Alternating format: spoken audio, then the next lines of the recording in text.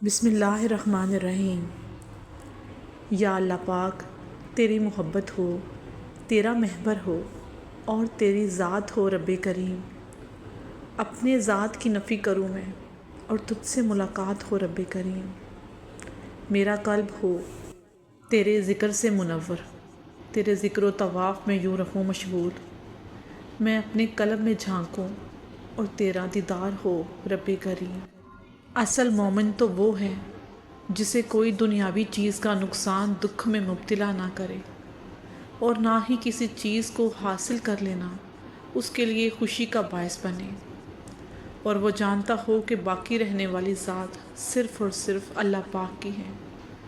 دوسروں کے بارے میں اچھا گمان رکھنا بھی ایک بہترین عبادت ہے۔ ہر انسان کا اللہ سے تعلق الگ ہوتا ہے، ہم اس کی وضاحت نہیں کر سکتے، لیکن پھر بھی کچھ لوگ خود ہی فیصلہ کرتے ہیں کہ فلاں شخص جہنمی ہے، یا اپنی عبادات پر اتنا ناز کرتے ہیں کہ دوسرے انسان انہیں گناہ گار لگتے ہیں، جبکہ یہ بہت غلط بات ہے۔ اے پروردگار عالم، جن معاملات میں ہمارا اختیار نہیں ہے، جہاں ہم خود کو بے بس محسوس کریں، تو ہماری ان معاملات میں مدد فرما اور ہمیں کبھی بھی اکیلا مت چھوڑنا۔ اللہ سے جب بھی مانگو، اللہ کو ہی مانگو، کیونکہ اللہ کو پا کر کبھی کسی نے کچھ نہیں کھویا، اور اللہ کو کھو کر کبھی کسی نے کچھ نہیں پایا۔ اللہ کی بارگاہ میں کیے گئے سجدے کبھی بیکار نہیں جاتے، اور تمہاری بے دہانی اور نہ چاہنے کے باوجود بھی پڑھے جانے والی نماز کا تو ثواب بہت زیادہ ہے، کیونکہ تم خود سے لڑ کر شیطان کو مات دے کر نماز پڑھتے ہو، اور ہر نماز کے لیے تمہیں محنت کرنا پڑتی ہے، نفس اور شیطان سے لڑنے کے لیے۔ تو محنت کرتے رہو، اپنے نفس سے لڑتے رہو، ایسے میں کیے گئے سجدے کبھی بیکار نہیں جا سکتے۔ مومن کی سب سے بڑی دولت اس کا ایمان ہوتی ہے۔ ساری دنیا ہاتھ سے چلی جائے لیکن ایمان بچ جائے تو کچھ بھی نہیں گیا، اور ساری دنیا ہاتھ آ جائے لیکن اگر آپ کا ایمان ہی چلا جائے تو کچھ ہاتھ نہیں آتا، کیونکہ ایمان چلا جائے تو حیا بھی چلی جاتی ہے، اور مرتے وقت جتنی بھی ہاتھ میں ہو چلی جاتی ہے، مگر ایمان اور عمل صالح والی دولت ہمیشہ انسان کے ساتھ رہتی ہے۔ قرآن مجید میں، کیا تم دیکھتے نہیں ہو کہ اللہ بادل کو آہستہ آہستہ چلاتا ہے، پھر اس کے ٹکڑوں کو باہم جوڑتا ہے، پھر اسے سمیٹ کر ایک کثیف ابر بنا دیتا ہے، پھر تم دیکھتے ہو کہ اس کے ہول سے بارش کے قطرے ٹپکتے چلے آتے ہیں، اور آسمان میں جو اولوں کے پہاڑ ہیں ان سے اولے نازل کرتا ہے، پھر جسے چاہتا ہے ان کا نقصان پہنچاتا ہے، اور جسے چاہتا ہے ان سے بچا لیتا ہے، اور بادل میں جو بجلی ہوتی ہے اس کی چمک آنکھوں کو خیر کر کے بنائی لے جاتی ہے۔ آپ کو پتہ ہے سب سے زیادہ مطمئن اور پرمسرت انسان کون ہوتا ہے؟ وہ جو کسی سے توقعات نہیں رکھتا سوائے اللہ کے، جس کی زندگی دوسروں پر منحصر نہیں ہوتی، اور نہ ہی اپنی خوشیوں کو دوسروں سے باندھتا ہے، جس کو کسی کا انتظار نہیں، اور جو بچھڑنے کے خوف سے آزاد ہو، وہ اس دنیا میں سب سے زیادہ مطمئن ہے۔ جب آپ کا زیادہ تر وقت قرآن کے ساتھ گزرتا ہے تو آپ کو احساس ہوگا کہ دنیا کی زندگی میں غمگین ہونے کی کوئی چیز نہیں ہے۔ سلف الصالحین کہا کرتے تھے، ہم جتنا زیادہ قرآن کی تلاوت کرتے ہیں ہمارے وقت میں اتنی ہی برکت حاصل ہوتی ہے۔ بعض مفسرین کہتے تھے، ہم نے اپنے آپ کو قرآن کے ساتھ مشغول کیا اور اس دنیا میں برکتوں اور بھلائیوں سے بڑھتے چلے گئے۔ قرآن کی روزانہ تلاوت کو اپنی بنیادی ضرورت بنائیں اور اس کی برکتوں سے فائدہ اٹھائیں۔ تڑپ جب دل میں اترتی ہے تو دل رات کے آخری پہر میں اللہ کو ڈھونڈنے لگتا ہے، اور جانتے ہو وہ اپنی تلاش کی طلب لگاتا ہی تب ہے جب وہ یہ چاہتا ہو کہ میرا بندہ مجھ تک پہنچ جائے۔ پھر رب کے آگے جھکنے سے، اپنی غلطیاں تسلیم کرنے سے، خود کو اس کے سپرد کر دینے سے وہ اللہ آپ کی روح میں سما جاتا ہے، ساری الجھنیں سلجھا دیتا ہے، ساری پیاس کو بجھا دیتا ہے۔ تڑپ سچی ہو تو وہ رب ہاتھ تھام کر سیدھی راہ پر لاتا ہے، کیونکہ اللہ ہی تو ہے سب سے بڑا قدردان۔ وہ ہمارا ساتھ کسی بھی حال میں نہیں چھوڑتا۔ رات کی تنہائی میں جب کبھی آپ خود کا موازنہ کرنا چاہو کہ اللہ پاک آپ سے راضی بھی ہیں کہ نہیں، تو رات کی تنہائی میں دھیان لڑایا کرو کہ کتنی دفعہ نام محمد مصطفیٰ صلی اللہ علیہ وآلہ وسلم آپ کی زبان پر آیا اور کتنی دفعہ درود پاک پڑھا گیا آپ سے دن بھر میں۔ وہ جو رب العزت ہے نا، کبھی کسی غیر یا کسی ایسے انسان کی زبان پر اپنے محبوب کا نام آنے ہی نہیں دیتا جس سے وہ ناراض ہو۔ دنیا داری میں الجھائے رکھتا ہے ان لوگوں کو ہر وقت، اور یہ بات تو آپ دل سے نکال ہی دو کہ درود پاک آپ خود پڑھتے ہو۔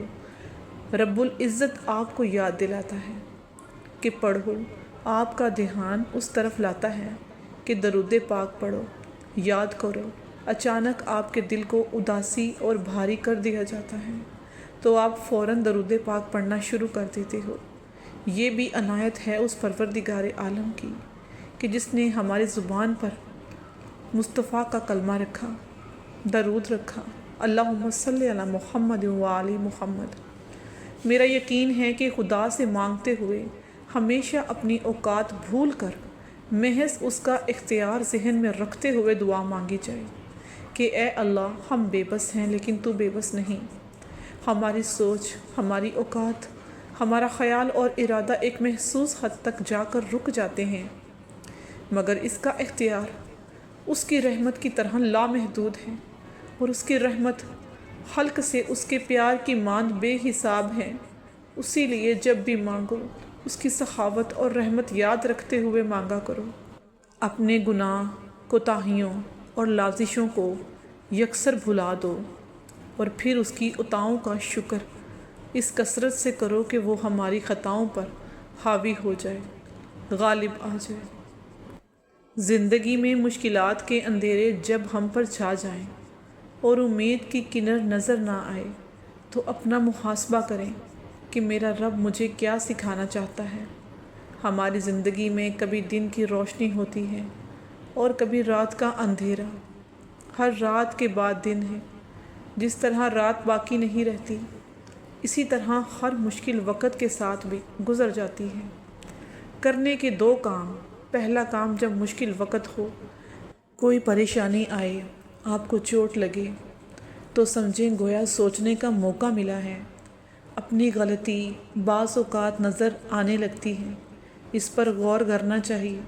دوسرا کام، مایوس نہیں ہونا۔ رات کے اندھیرے کے بعد ہمیشہ میرے اللہ نے روشنی رکھی ہے۔ تیرے سامنے ہے ذرہ ذرہ میرے اللہ، تیری ذات واقف حال ہے۔ میں برا سہی، مجھے بخش دے۔ میرے دل کو سخت ملال ہے، میری نیند آنکھوں سے دور ہے، میرا ماضی اتنا خراب ہے۔ یہ کرم ہے رب دو جہاں تیرا، میرے ہر گناہ پہ نقاب ہے۔ تجھے اختیار ہے سب کا سب، میرا تجھ سے اتنا سوال ہے۔ تو معاف کر دے میرے مولا، تو کریم ہے، تو رب ذوالجلال ہے، تو رب ذوالجلال ہے۔ اللہ پاک کی تسلی کتنی پیاری ہوتی ہے۔ اپنے رب کے حکم کی خاطر صبر کر جا، بے شک تم تو ہماری نظروں میں رہتے ہو۔ تب سمجھ میں آتی ہے کہ قرآن کو زندہ کتاب کیوں کہا گیا ہے، کیونکہ یہ انسان کے دل کا حال جانتی ہے، انسان کو بہترین طریقے سے سمجھتی ہے۔ قرآن واقعی محبت ہے۔ ہم تب نہیں ہارٹ ہوتے جب دوسرے آپ کو کچھ برا کہیں یا منفی رویہ رکھتے ہیں۔ ہم تکلیف میں تب آتے ہیں جب آپ کا اپنا دل و دماغ بھی دوسروں کی طرح سوچے اور سمجھے۔ یقین کریں، آپ کی اپنی منفی سوچیں ہی آپ کو کمزور کر دینے اور مار ڈالنے کے لیے کافی ہوتی ہیں۔ اس لیے جتنے بھی برے حالات چل رہے ہوں، آپ کے دوسروں کی طنز آمیز باتیں، مسکراہٹوں اور رویوں کو اپنے دل و دماغ پر سوار مت کیا کیجیے۔ وقتی رونے کے بعد کھلکھلا کر ہنسیے۔ حالات اور لوگوں کے رویہ بدلنے ہوں تو مسکرا کر جینا پڑتا ہے۔ اور پھر اپنے آنسو اداسی و تکلیف میں ہی مت ضائع کر دینا۔ آنے والے بہتر حالات میں خوشی اور شکرانہ کے آنسو کے طور پر استعمال کے لیے بھی سنبھال کر رکھو۔ وہ اللہ ہے نا، وہ سب جانتا ہے، وہ سب ٹھیک کر دے گا۔ دوسروں سے بدگمان ہونے میں جلدی مت کیا کریں۔ کچھ چیزیں ایسی نہیں ہوتی جیسے دکھائی دیتی ہیں۔ ہر کہانی کے پیچھے ایک کہانی چھپی ہوتی ہے جو ہمیں معلوم نہیں ہوتی۔ حضرت امام حسین علیہ السلام عالی مقام نے فرمایا، اللہ کی جنت دنیا میں دیکھنے کا شوق ہو تو ماں کی گود میں سو کر دیکھو۔ ظالم کے خلاف جتنی دیر سے اٹھو گے اتنی ہی زیادہ قربانی دینی پڑے گی، اور جب جسم موت کے لیے ہی بنا ہے تو اللہ کی راہ میں شہید ہونا سب سے بہتر ہے۔ اللہم صلی علی محمد و آل محمد۔